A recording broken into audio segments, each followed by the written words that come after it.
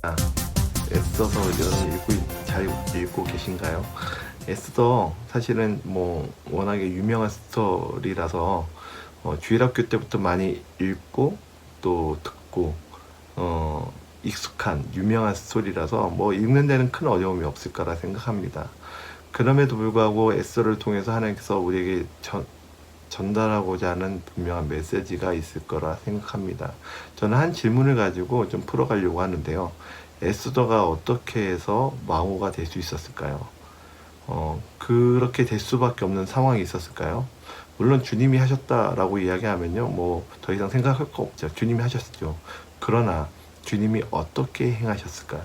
어떤 일을 행하셨을까요? 네, 그거를 보면서 좀 역사적으로 좀 살펴보려고 합니다.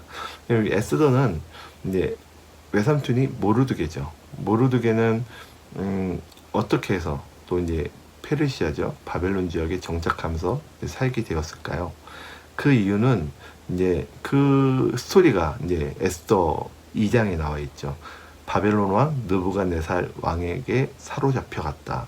그리고 유다 왕 요고냐와 함께 사로잡혀갔다라고 이야기를 하죠.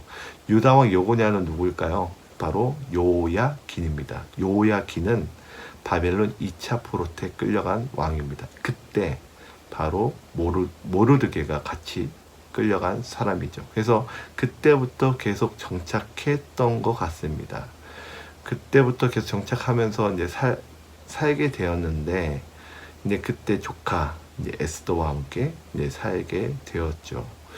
그러니까 이 역사를 통해서 어떻게 이제 에스더가 왕후가 될 수 있었을까? 사실 왕후가 될 수 있는 자격 조건 아무것도 없습니다.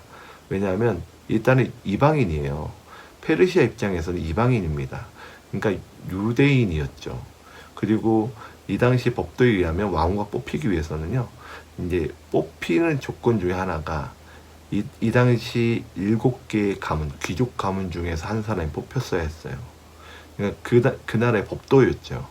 근데 그렇지 않고 유대인이면서도 이방인이면서도 이제 왕후가 됐죠. 하나님 보이지 않는 손길이 분명히 있었습니다. 그 손길이 어떤 일이었을까? 우리가 한번 살펴보려고 합니다. 바벨론이 멸망합니다. 바벨론이 멸망하면서 페르시아가 이제 세계 제패를 하게 되죠.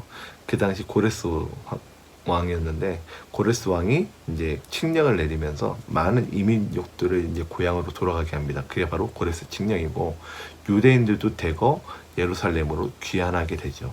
이제 그러면서 이제 그 고레스는 정말 전국 또 전 세계를 또 제패하는 일들을 하게 되는데, 그러다가 이제 죽게 됩니다. 그 아들 캄비세스가 이제 왕이 되는데, 캄비세스는 굉장히 악한 왕이죠. 잔인한 왕입니다. 그 캄비세스가 자기 형제들을 다 죽이고 왕이 됩니다. 그리고 이제 전쟁 원정을 떠나게 돼요. 전쟁 원정을 떠나면서 또 이집트 원정을 떠나면서 많은 나라를 정복하고 이집트도 정복하게 됩니다. 그리고 돌아오는 길에 이제 어떤 소문을 듣습니다. 그 소문이 무엇이냐면, 캄비세스가 죽였던 동생이 다시 살아났다. 그 이야기를 듣고 본국으로 돌아가다가 죽게 되죠. 지병으로 죽었는지 암살로 죽었는지는 알 수가 없지만 어쨌든 간에 죽었습니다. 근데 사실은 이제 죽었던 동생이 다시 살아나는 게 아니라 그 당시 조로아스터교 이제 가오마타가 이제 자기가 그 캄비세스가 죽인 동생이라고 속이면서 전국에 막 혼란이 일어나고 반란도 일어나게 되고, 그러다가 어떤 한 장군이 이제 일어나서 모든 혼란을 잠재우고 반란도 잠재우고 왕이 됩니다. 그 왕이 바로 다리오 1세입니다.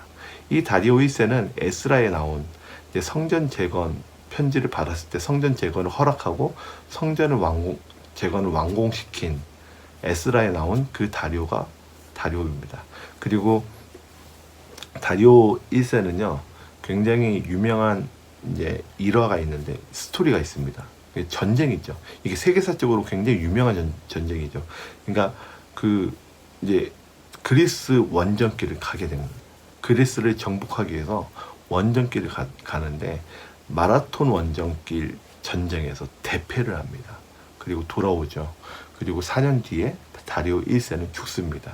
다리오 1세는 죽고 그 아들 아하수에로가 왕이 되는데, 그 아하수에로가 바로 오늘 에스더에 나온 아하수에로 왕입니다. 그러니까 아하수에로는 사실 전쟁에 관심이 없었습니다. 근데 주변 측근들이 계속 그리스 정복해야 된다라고 이야기하면서 이제 전쟁을 가게 되는데, 정말 전무후무한 잔치를 벌립니다. 6개월간의 잔치를 벌이죠. 그러니까 이게 이제 에스더 1장에 나와 있는 스토리인데, 그 잔치는 사실은 그냥 잔치가 아니었습니다. 그냥 먹고 놀자 이런 잔치가 아니라 전쟁을 나가기 위한 잔치였어요. 출정을 하기 전에 이제 군사들의 사기를 북돋아주고 왕의 권위를 세우는 그런 잔치였습니다. 그때 왕이 명령하죠. 왕후를 데려와라. 근데 거절합니다. 이때는 사실 다른 잔치는 아니어도 그 왕후는 왔어야 됐어요. 그 이름이 바로 와스디인데, 그 왕후는 왔어야 되는데 오지 않았습니다. 그리고 이제 아하수에로는 이제 자존심이 상해서 이제 그 왕후 와스디를 이제 폐위시키죠. 그리고 원정길을 떠납니다.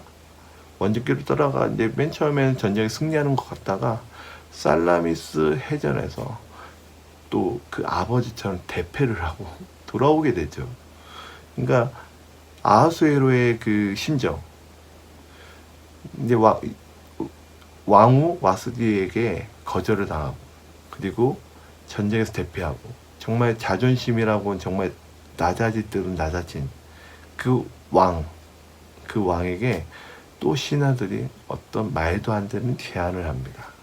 물론 아하수에로의 그 왕을 뭔가 만족시키기 위해서, 또 자존심을 회복하기 위해서, 또 기분을 달래기 위해서인지 모르겠지만, 왕후를 뽑기 위해서 원래는 7개의 가문에서 뽑아야 되는데 말도 안 되는 제안을 이제 에스더서 3장에서 하는 것이죠. 그건 뭐냐면 전국에서 미녀 콘테스트를 하자. 그래서 왕후를 뽑자라고 합니다. 신기하게도 아하수에서도 그거를 받아들이죠. 그때 뽑힌 사람이 바로 에스더입니다. 여러분들 이 스토리를 보면서 주님의 그 보이지 않는 손길이 보이시나요? 여러분, 에스더는요 참 독특한 책입니다. 왜냐하면 성경에 들어가 있음에도 불구하고 하나님, 여호와, 주님 이런 단어가 하나도 없는 책입니다. 그럼에도 불구하고 하나님은 눈에 보이지 않는 손길로 하나님은 하나님의 일을 하셨죠. 그리고 모르드게가 에스더에게 이런 이야기를 하네요. 오늘 읽은 본문 말씀 중에 4장에 이런 얘기를 합니다. 너가 왕후의 자리에 있는 것이 이때를 위함이 아닌가. 그죠? 그러니까 하나님께서 눈에 보이지 않는 손길로 또 아하수에로 다리오 왕을 통해서 그리스 원정길을 가고, 이런 일들을 통해서 하나님은 하나님의 일을 하셨죠. 역사에 있어서 만약이란 건 없지만 아하수에로가 만약에 그리스 원정길을 전쟁을 가지 않았다면 잔치를 벌일 일도 없었고 왕후 와스디가 폐위당할 일도 없었을 것입니다. 만약 그리스 원정길을 갔는데 그 전쟁에서 승리를 하고 돌아왔다면, 그렇다고 한다면 원래 법도대로 아마 7개의 가문, 귀족 가문 중에서 한 사람을 왕으로 뽑았을 거예요. 하지만 전쟁에서 패배했고 왕후 와스디도 이제 폐위당했고, 그러면서 하나님께서는 하나님의 기회를 또 주셨습니다. 그리고 모르드게는 이런 이야기를 하는 거예요. 왕후의 자리에 앉은 것이 이때를 위함이 아닌가. 저는 여러분들의 상황과 환경 모릅니다. 그러나 여러분들의 상황, 환경, 여러분이 가지고 있는 직장, 직책, 직분, 이때를 위함이 아닐까요? 분명히 주님은 주님의 일을 하십니다. 그런 관점에서 우리가 에스더서를 읽고 묵상하시면 되겠습니다. 감사합니다. 축복합니다.